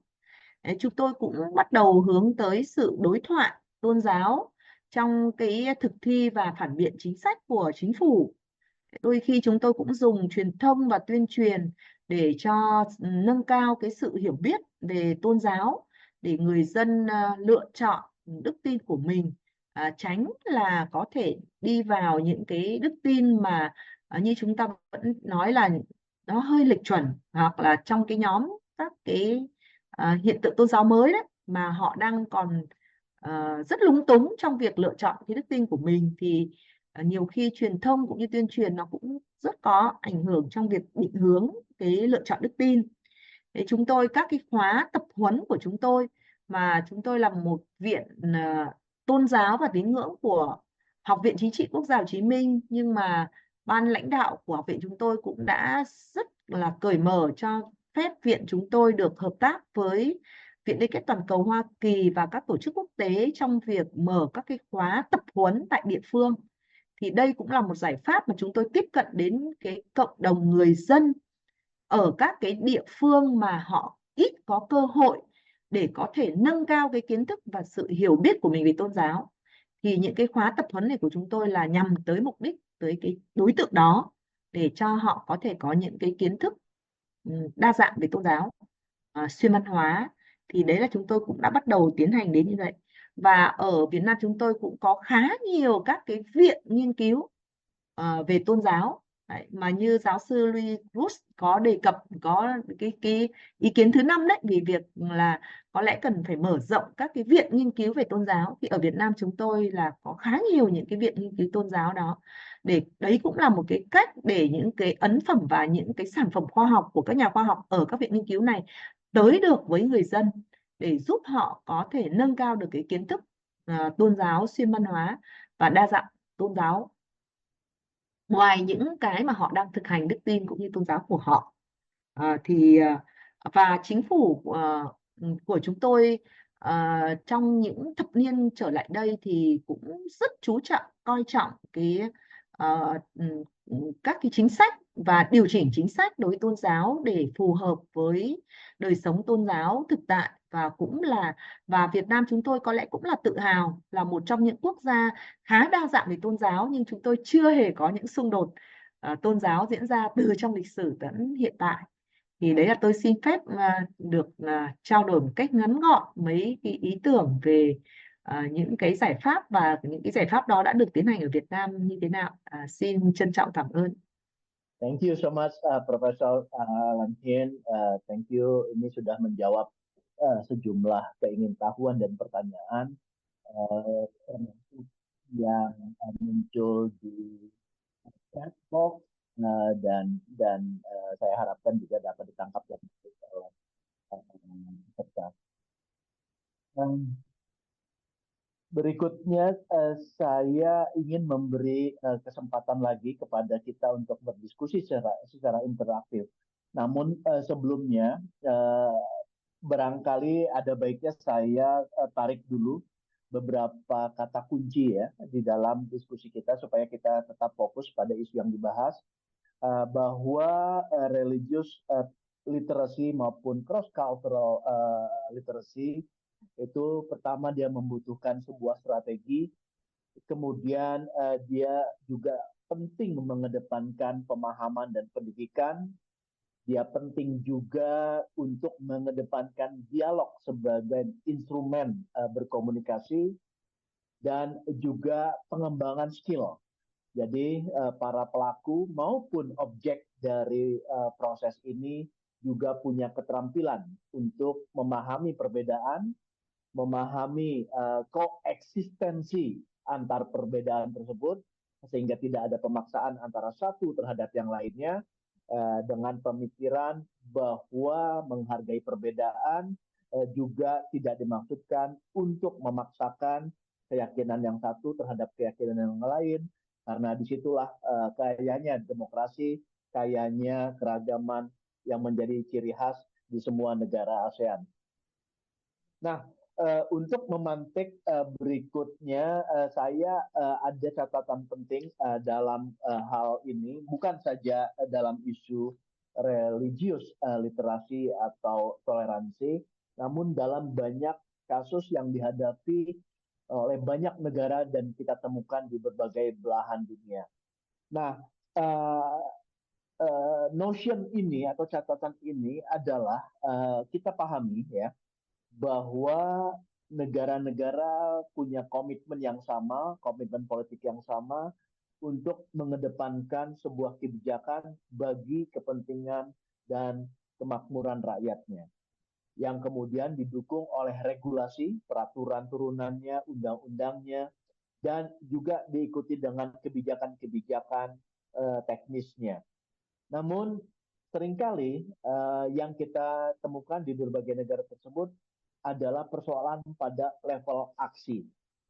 Jadi misalnya kalau misalnya kita sudah punya kebijakan mengenai religious literasi, baik yang dikedepankan oleh civil society maupun sebagai kebijakan negara, pada level aksi menjadi semakin lemah atau terlalu kuat, sehingga justru nanti malah dia menghambat demokrasi dan tujuan utama dari pembangunan toleransi dimaksud. Nah, ini juga terjadi kepada isu yang kita bahas sekarang dengan berbagai masalah di lapangan di berbagai negara. Nah, karena itu saya ingin meminta kembali kepada keempat panelis untuk mengembangkan atau memajukan pemikiran bagaimana sebaiknya strategi yang paling baik sehingga aksi di lapangan bagi pengembangan budaya religious literasi itu bisa sangat efektif, efisien, dan memberi kemanfaatan bagi kita semua. Jadi strateginya seperti apa agar aksinya juga tetap selaras dengan tujuan kebijakan, tujuan peraturan, dan juga diterima oleh banyak pihak. Silakan, ada yang mau memulai dulu?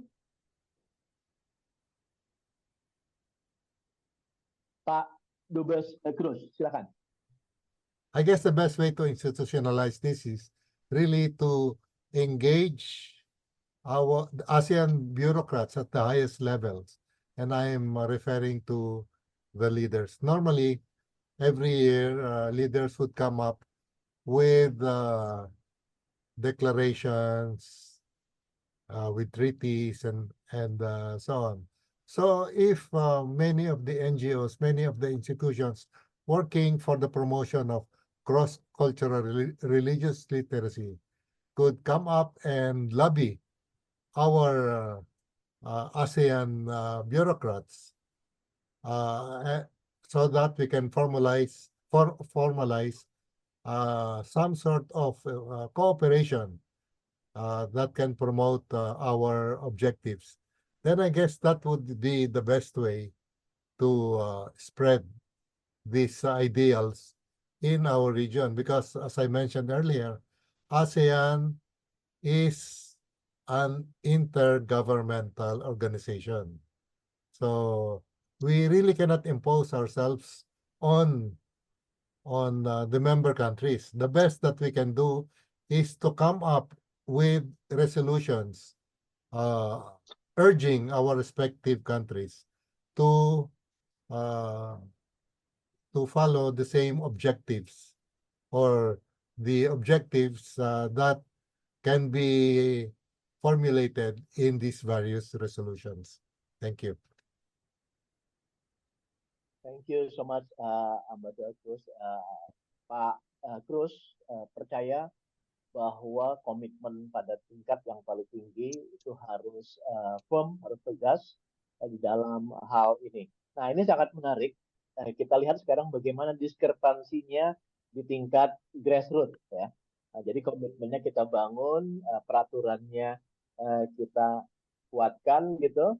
Nah, sekarang pandangan dari grassroots, saya kira Bu Yuyun bisa tuh menilainya.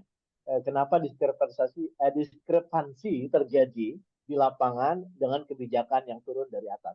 Silakan Bu Yuyun. Ya, terima kasih Pak. Menarik sekali pertanyaannya. Namun demikian saya juga ingin menyatakan saya agree dengan Pak Ambassador Louis bahwa pada level ASEAN perlu adanya sebuah kebijakan di tingkat regional yang disepakati oleh semua negara-negara ASEAN. Jadi seperti yang saya sampaikan di awal bahwa sudah ada acceptance on the diversity of religions, tapi belum dilanjutkan pada level inisiatif.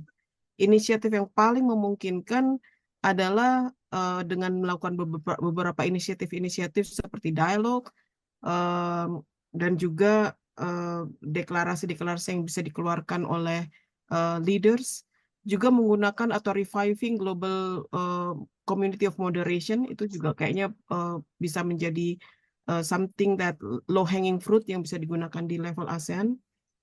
Kalau di ASEAN Intergovernmental Commission on Human Rights atau AICHR, sudah beberapa kegiatan dilakukan untuk membuka ruang diskusi mengenai freedom of religion belief. Tapi dalam 2 atau 3 kegiatan ini, saya menyadari bahwa orang yang hadir ke pertemuan tersebut itu sudah dianggap paham akan praktik-praktik yang ada. Padahal kalau ke level grassroots belum tentu itu kenyataannya seperti itu.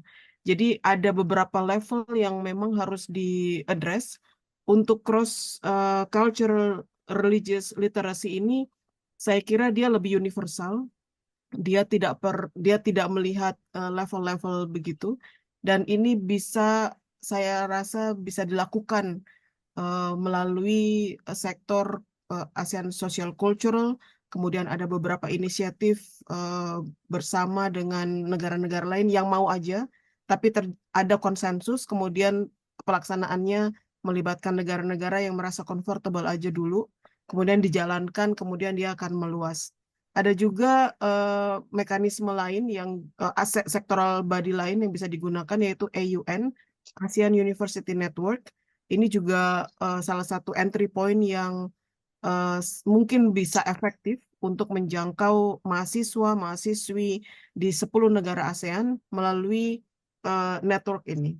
Bisa melalui juga essay competition, bagaimana mahasiswa, anak muda memandang pentingnya pemahaman tentang praktik-praktik agama yang berbeda di kawasan dan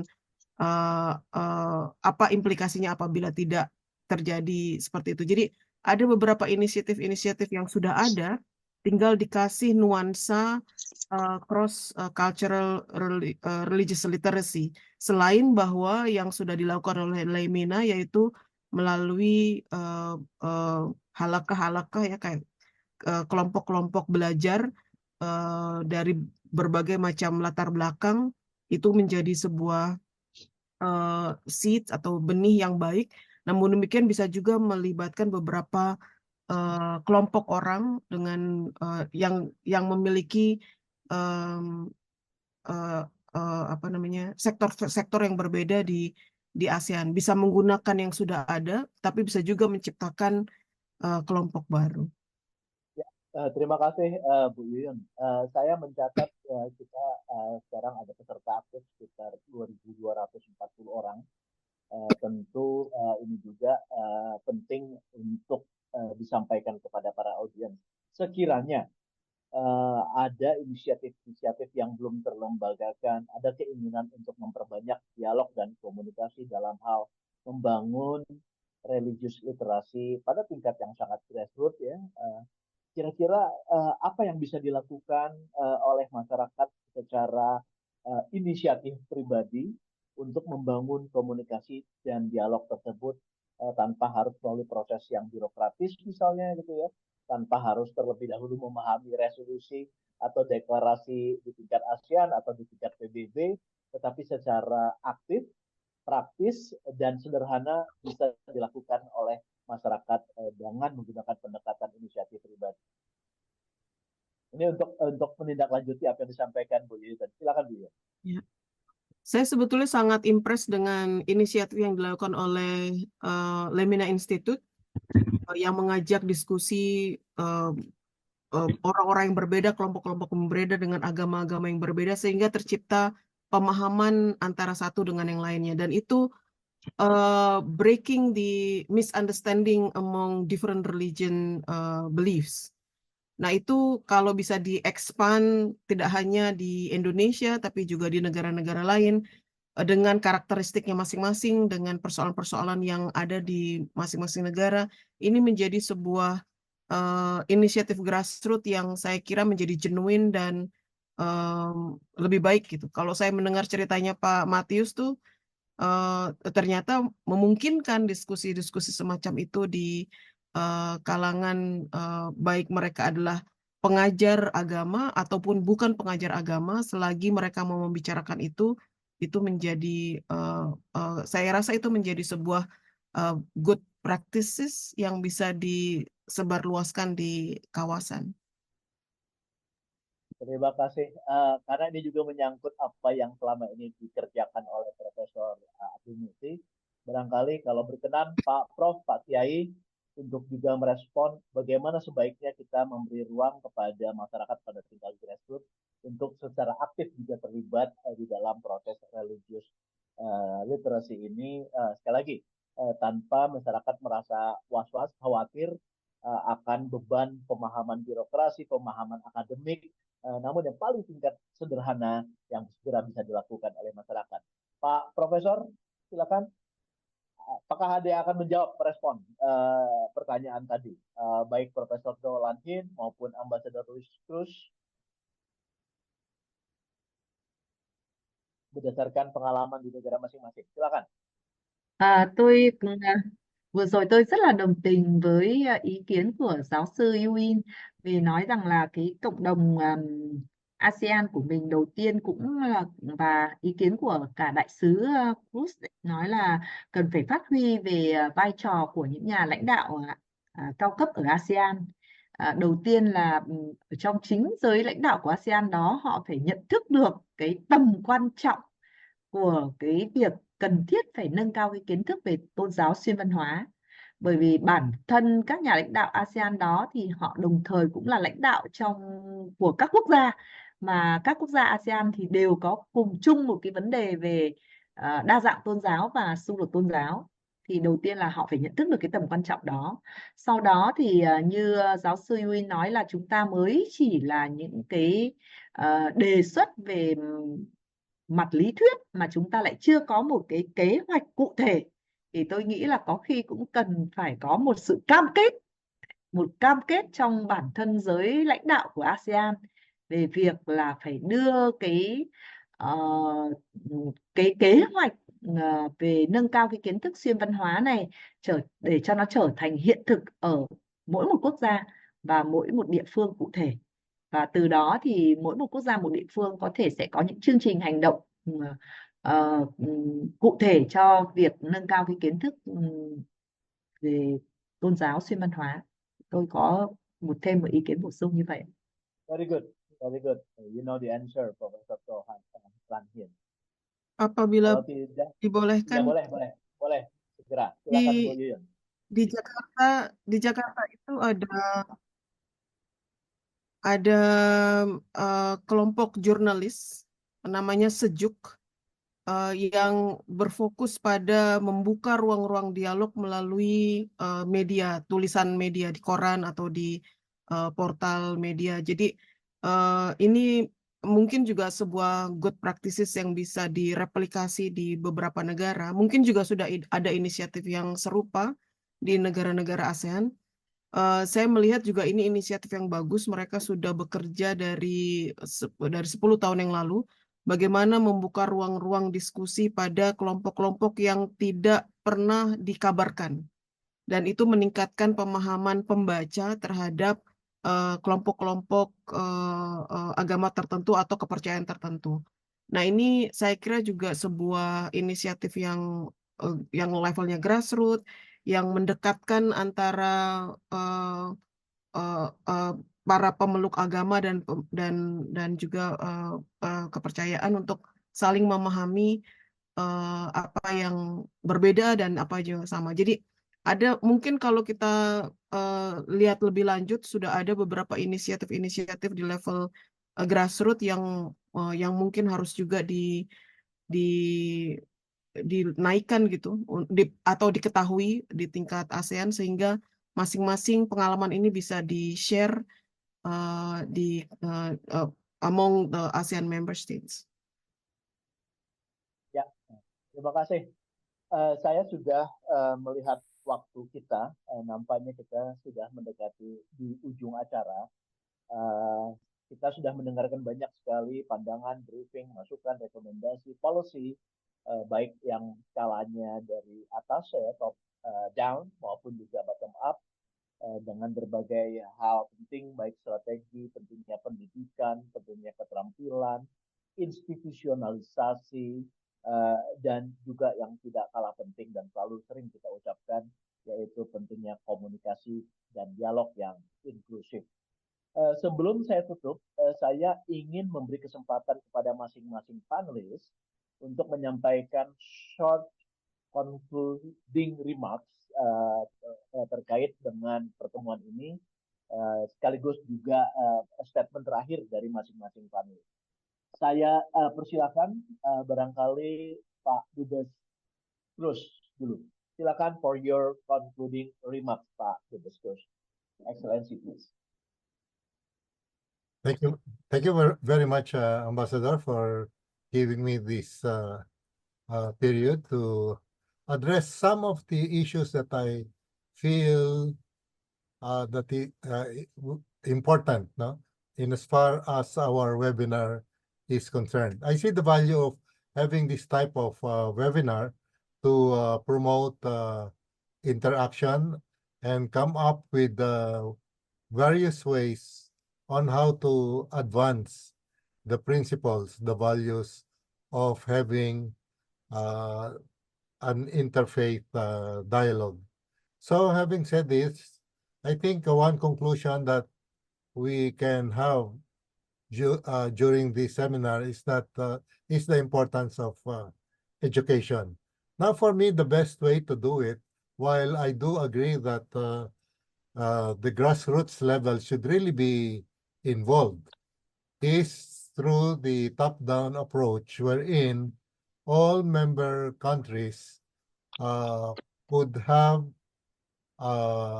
a network of NGOs that would institutionalize this information exchange. That is one. And also, if the leaders of ASEAN can mandate their various education ministries to come up with a curriculum on interfaith, in cross-cultural religious literacy, because I'm sure that many of our member countries have these schools that can reach even to the remotest areas of their territories through the under the Ministry of Education and Culture. So I guess if ASEAN can come up with a resolution promoting this cross-cultural religious literacy and its inclusion in the curriculum, then I'm sure the respective member countries who have agreed to the resolution could provide the necessary budget, for, first of all, the training of teachers, and until the end product of having as many students as possible to learn from the value and importance of cross-cultural religious literacy in our community. Thank you very much for this invitation. Thank you so much also for your participation, Ambassador Lucius. And next, untuk pernyataan atau statement terakhir, saya undang Profesor Dr. Abdul Mukti untuk juga memberikan pidato yang akhir atau concluding remarks. Pak Kiai, silakan Pak. Baik, terima kasih. Jadi yang pertama, saya menekankan kembali pentingnya grassroots atau ordinary people involvement in this Asian community engagement.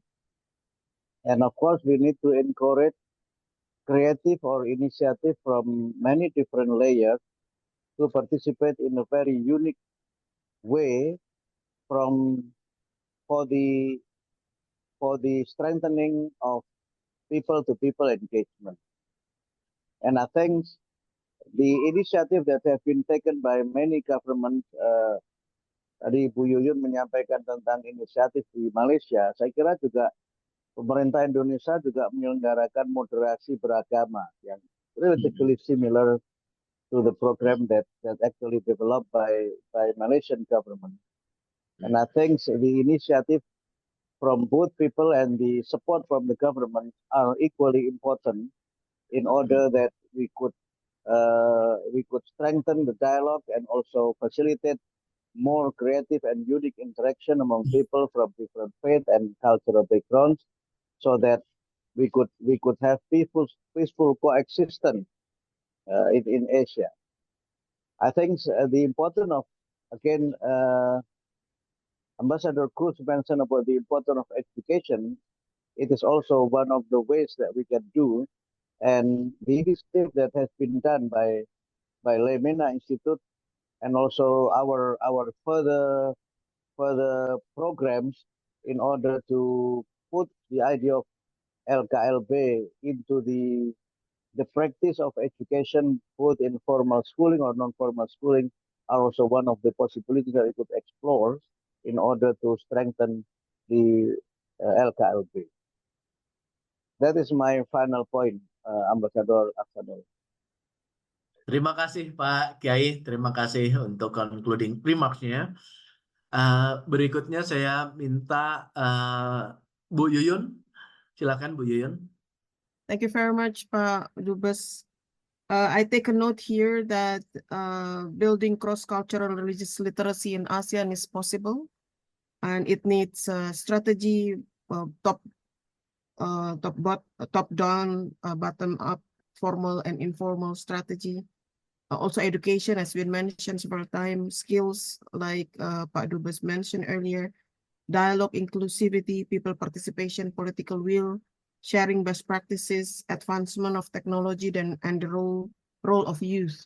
So I think that something that we have discussed in this webinar, and thank you very much for this opportunity to listen and share some of the views in this webinar. And I stand ready to support Lemina initiatives, if any, post this webinar in relation to the cross-cultural religious literacy in ASEAN. Thank you so much, Ibu Yuyun. Last, and again, but not the least, Professor Do Lan Hien, please. Xin cảm ơn ban tổ chức hội thảo. Tôi chỉ có một lời nói thay cho lời kết, đó là với Việt Nam chúng tôi được đánh giá là một trong 3 quốc gia ở khu vực Đông Nam Á có chỉ số đa dạng tôn giáo nhất trên phạm vi cả thế giới và ở khu vực. Thì cái việc giáo dục cũng như là đào tạo hay tập huấn về kiến thức tôn giáo xuyên văn hóa là vô cùng quan trọng, không những chỉ với chính phủ, với người dân và cả các tổ chức tôn giáo. Tôi xin hết ạ và xin cảm ơn. Thank you very much.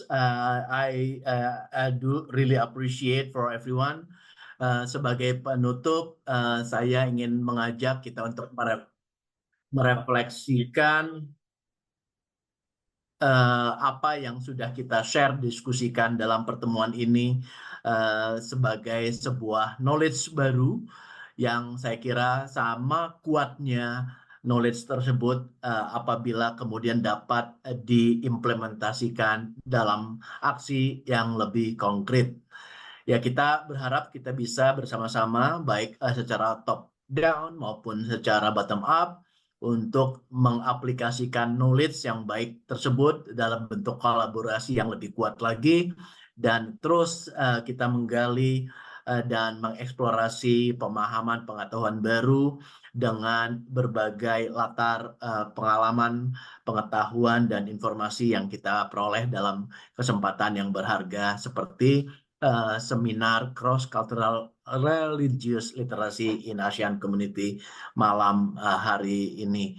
Mudah-mudahan banyak manfaat yang bisa kita dapat dan bisa kita teruskan karena tadi harapan dari banyak peserta yang saya baca dalam chat box adalah terus-menerus memberi ruang komunikasi, ruang diskusi dan dialog di antara berbagai latar perbedaan yang ada di negara-negara ASEAN.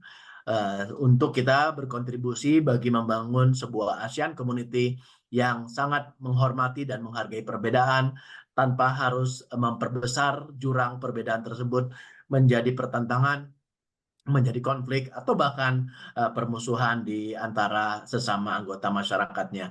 Sekali lagi, thank you for your active participation, and also good evening, good afternoon, and good morning. Saya kembalikan kepada MC Mother of Ceremony dengan ucapan terima kasih untuk semua panelis. Terima kasih atas kontribusi dan masukannya dan konsistensi partisipasi dari peserta yang hadir secara daring yang jumlahnya sangat luar biasa. Terima kasih MC, saya kembalikan. Oke, terima kasih juga kita ucapkan kepada ambasador kita Mr. Ahsanul Habib yang telah memoderatori webinar kita yang syarat pengetahuan dan ilmu pada malam hari ini.